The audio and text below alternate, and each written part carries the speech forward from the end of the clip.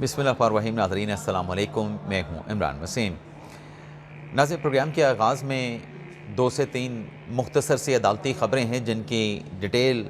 आपके साथ हम शेयर करेंगे और इन ख़बरों की डिटेल्स आपकी खिदमत में पेश करने के बाद हमारे ब्लॉग की जो टॉप स्टोरी है उस टॉप स्टोरी की तफसीलात आपकी खिदमत में हम पेश करेंगे। तो प्रोग्राम का आगाज़ करने से पहले आपसे दरख्वास्त के चैनल को सब्सक्राइब कर लें, बेल आइकॉन का बटन प्रेस करें। वीडियो पसंद आए तो इसे लाइक और शेयर ज़रूर कीजिएगा। नाज़रीन, सबसे पहले बात कर लेते हैं। आज मंगल का दिन है और 23 दिसंबर है और आप जानते हैं कि मंगल के दिन बानी तहरीक इंसाफ इमरान खान से मुलाकात के लिए PTI के सेक्रेटरी जनरल सलमान रकम राजा की जानिब से एक लिस्ट जो है वो अडियाला जेल की इंतज़ामिया को जमा करवाई जाती है। तो लिस्ट तो मुलाकातियों की तहरीक इंसाफ की जानिब से अडियाला जेल की जो इंतज़ामिया है उसको जमा करवा दी गई थी, लेकिन हुकूमत का फ़ैसला जो है वो सामने आ चुका है जिसमें वाज़ेह तौर पे बता दिया गया है कि जो पाकिस्तान तहरीक इंसाफ पॉलिसी लेके चल रही है और जो तहरीक तहफ़्फ़ुज़ पाकिस्तान के प्लेटफॉर्म से 8 फरवरी को जो पहिया जाम हड़ताल का और यौम सियाह मनाने का जो ऐलान किया गया है, हुकूमत ने वाज़ेह तौर पर ऐलान किया है कि 8 फरवरी तक बानी तहरीक इंसाफ इमरान खान की मुलाकातों पर मुकम्मल तौर पर पाबंदी रहेगी। और इस बात का ऐलान किया गया है, हुकूमती जो मिनिस्टर हैं तारिक फजल चौधरी, उनकी जानिब से ये ऐलान कर दिया गया है कि 8 फरवरी तक इमरान खान के साथ किसी किस्म की मुलाकातें नहीं होंगी। और इसकी वजह हुकूमती मिनिस्टर ने यह बताई है कि मुलाकातों के ज़रिए जो इंतशार, अनारकी और अफरा तफरी फैलाई जाती है, अब इसकी इजाज़त किसी सूरत जो है हुकूमत की जानिब से नहीं दी जाएगी। एक ख़बर तो नाज़रीन ये हो गई। दूसरी ख़बर नाज़रीन, जो इस्लामाबाद के डिस्ट्रिक्ट कोर्ट में ईमान ज़ैनब मज़ारी और अली हादी चट्टा के ख़िलाफ़ जो रियासत के ख़िलाफ़ ट्वीट करने का जो मुकदमा है उसकी नाज़रीन जब मैं ये प्रोग्राम रिकॉर्ड कर रहा हूँ समाअत जारी है और जो प्रोसिक्यूशन के गवाहान हैं जिन्होंने अपने बयानात दोनों मुल्ज़मान के ख़िलाफ़, हादी के ख़िलाफ़, ईमान के ख़िलाफ़ जो है कलम बंद करवा दिए थे, आज उन गवाहों पर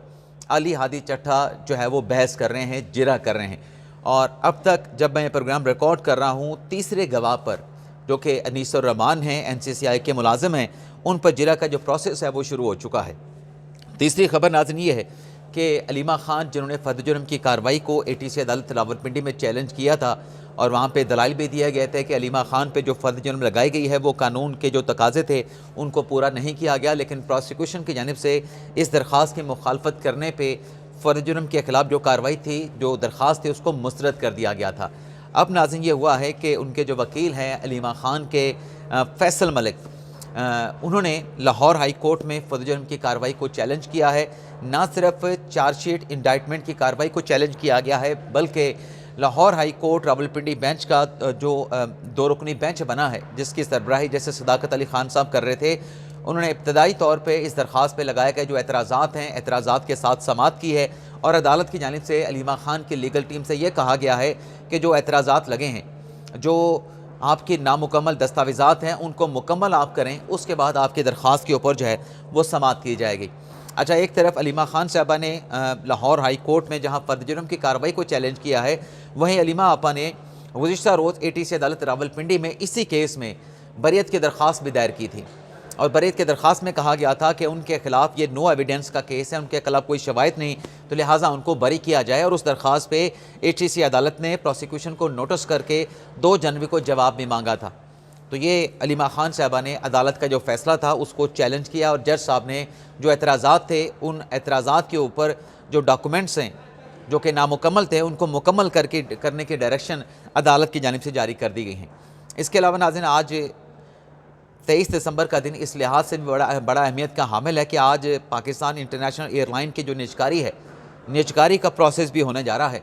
और आज हुकूमत की तरफ से PIA के जो 75% शेयर्स हैं, जो हिस्सेस हैं, उनको नीलामी के लिए पेश किया जाएगा।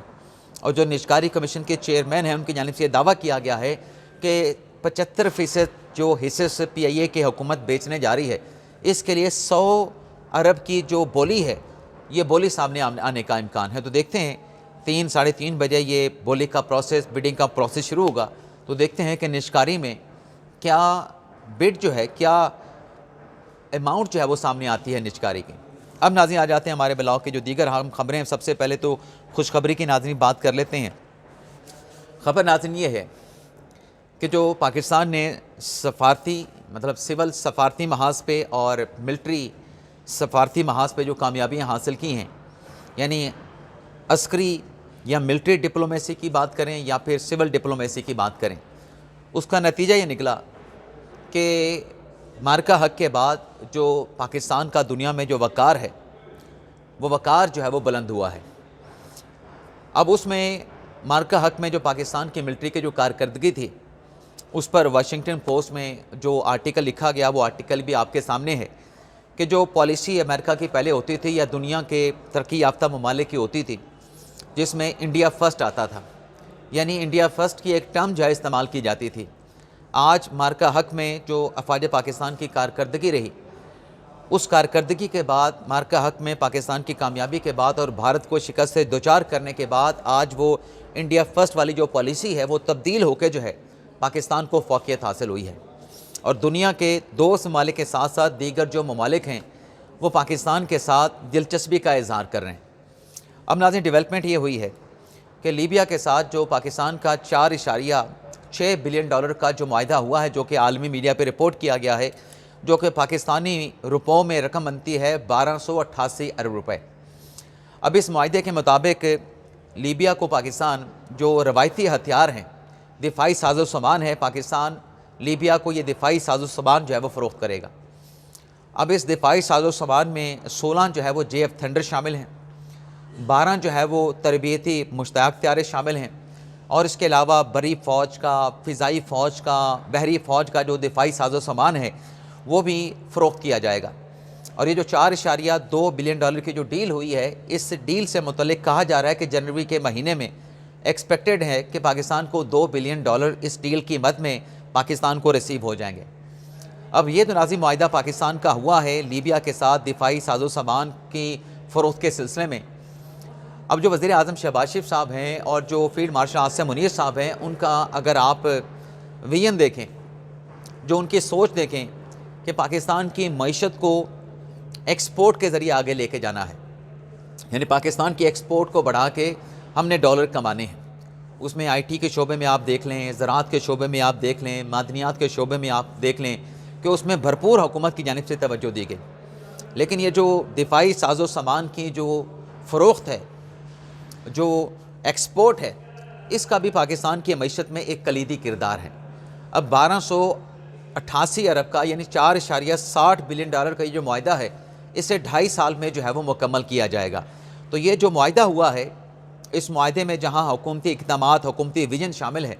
वहीं फील्ड मार्शल आसिम मुनीर साहब की जो कोशिशें हैं, उनकी जो मिलिट्री डिप्लोमेसी है,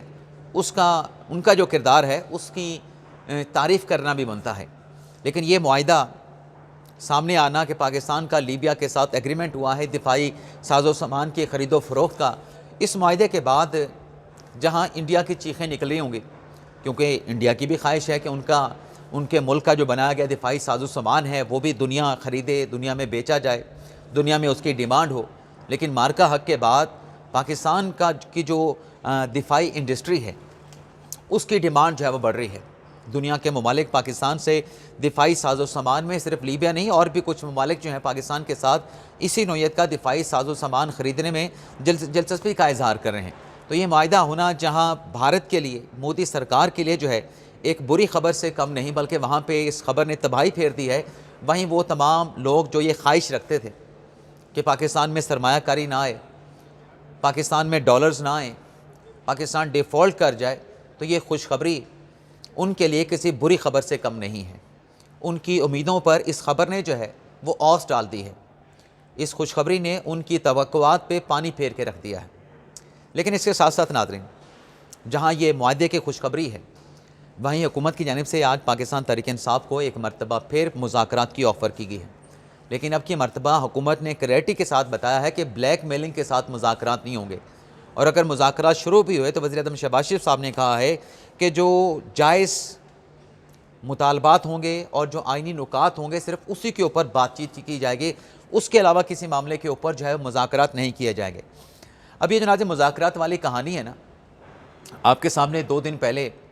जो इजलास हुआ, ऑल पार्टीज़ कॉन्फ्रेंस हुई, महमूद खान अचकज़ई साहब की चेयरमैनशिप में तहरीक तफ़वीज़ पाकिस्तान के प्लेटफार्म से अब उसका जब एलामिया जारी किया गया था तो उसमें कहा गया था कि हम मुज़ाकरात करने के लिए तैयार हैं। ये बात मुज़ाकरात में शामिल की गई थी, अपना एलामिया में शामिल की गई थी मुज़ाकरात की बातचीत की।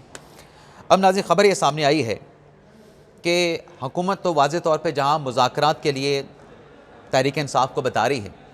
कि धमकियाँ और मुज़ाकरात एक साथ नहीं चल सकते, ब्लैकमेलिंग और मुज़ाकरात एक साथ नहीं चल सकते, वहीं हुकूमत ये भी कह रही है कि तहरीक इंसाफ दरअसल मुज़ाकरात करना नहीं चाहती। तहरीक इंसाफ का एजेंडा सिर्फ बगावत करना